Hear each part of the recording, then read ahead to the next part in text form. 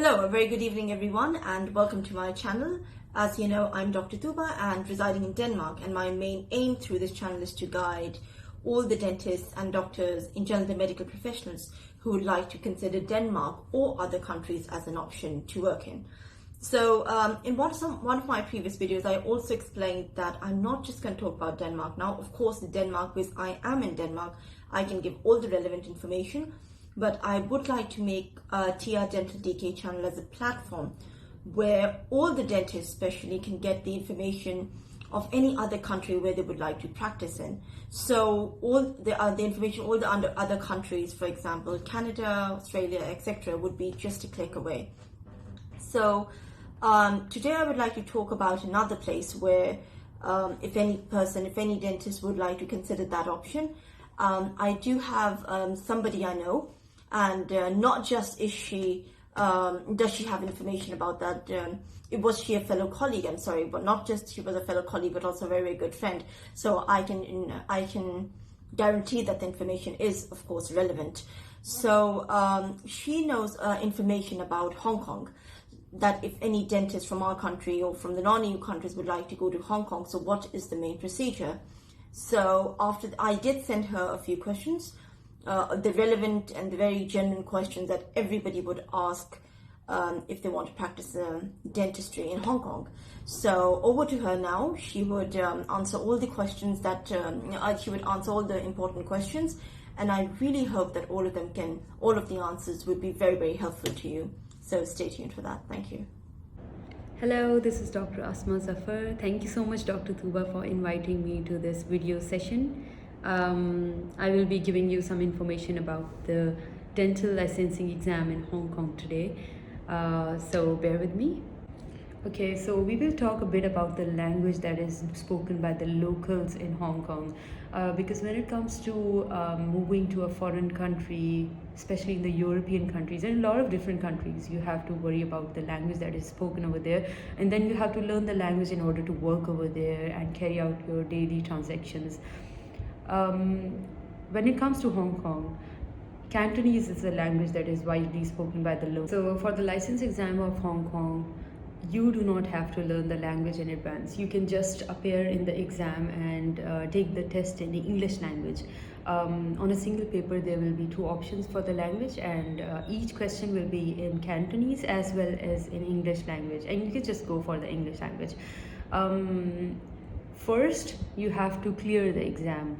You can do that in English language, so you do not have to learn the Cantonese language in advance. Then you have to find a job, and there are a lot of people who are working and living in Hong Kong at present, and they do not know the language. They're still fine, they're doing okay. So it's not a requirement, but still it is good if you know the basics. When it comes to working in a foreign country, a lot of people really worry about, even after you pass the exam, will it be easier for you to find a job, secure a job over there, and start working as a dentist or start earning good? So the answer to that question is very simple. Yes, there are a lot of jobs. The very common question related to this topic is that even if somebody goes through this much trouble to secure a job, they have to appear in the exam, they have to learn some of the basics of the language, and then they go to a totally different country and start working there. Will it be worth it? So answer to that question is it is totally worth it, because you'd be able to earn a lot.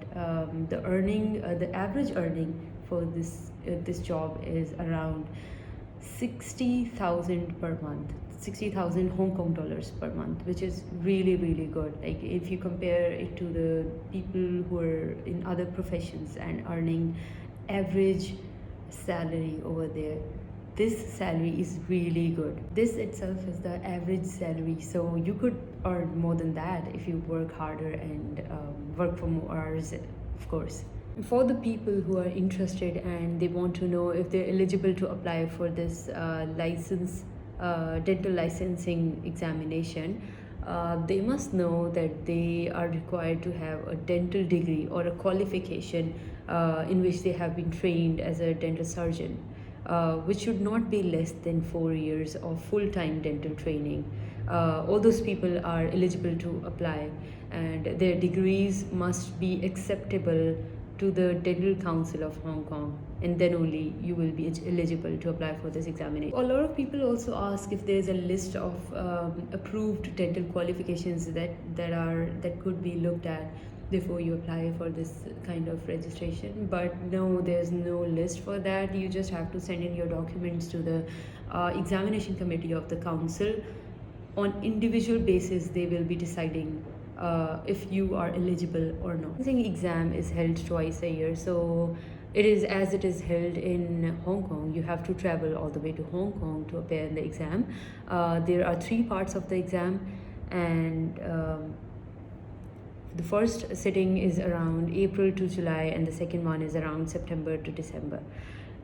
So the exam schedule keeps on changing. So to keep an eye on that, you will have to follow the website very closely, because they keep on announcing the dates and the venues, and so all the changes that are made, the application period, the schedule, for everything you have to keep an eye on the website. Okay, so the next question that Dr. Tsuba asked me is that do they give you a visa to come and study language and give exams? The answer to that is, as per my knowledge, I don't think there's a special visa for that. So what you can do is apply for a visit visa, go to the country, appear in the exam, come back to your own country and wait for the results, and then you can start preparing for the next step. So as there are 3 exams, for each exam you will have to apply for a visit visa and go there. Okay, now we come to the application process. For all the people who feel like they're interested and they need to apply for the registration for the dental licensing exam, the first step they should do is open the website and find the application form over there, and then they will find the address where you're supposed to send in your documents, the checklist which are present on the form. You will be easily able to find them. So you will send all your documents. You can give it in person to the Dental Council Secretariat, or you can just post it to them if you're not already in the country, of course. There are 3 categories of forms that are present over there. The first one would be for the people who are new candidates who haven't applied for the exam before, and then the second one would be the people who want to resit in the first part of the exam. The third would be for the people who want to resit in the second or the third part, who want to resit in the second or third part of the exam. So these are all the 3 categories, and the forms are specific for each candidate. So you must have a look at the website and know which category you belong to, and then fill in that specific form, because the forms are specific. An important part of this application process is that there's a section for the declaration in the application form. So for that section, a lot of people think that getting the documents attested is the same as having them notarized. It is not the same. So you need to be present in front of a commissioner of oaths or a solicitor or a justice of peace, a notary public, where you have to sign in front of them to make sure that the documents that are provided are true and accurate. This is just for that part. Otherwise, it is free of charge. It doesn't cost anything. You don't have to worry about providing your original documents, so you can just provide the photocopies, get them notarized. This is an easy process, and it's not really difficult when you compare it to some other countries where applying for the registration itself is a very tedious process. No, you cannot do that. For the first part, you need to clear the exam first. So you have the option to apply for the second and the third parts in one go, but you need to pass the first part in order to have that option. Options are available after you clear the first exam.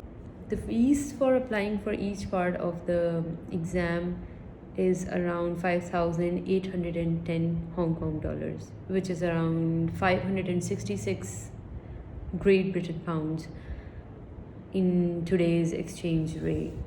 All right.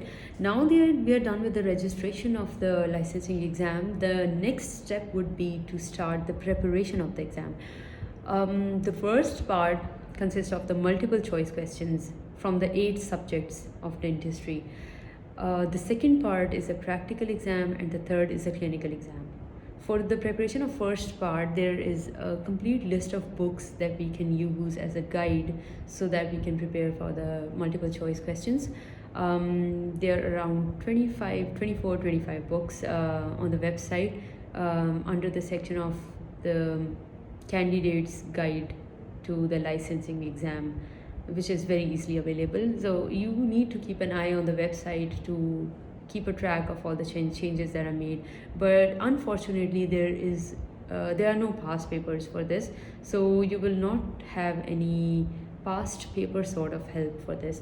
But you still have a lot of books that you can learn from.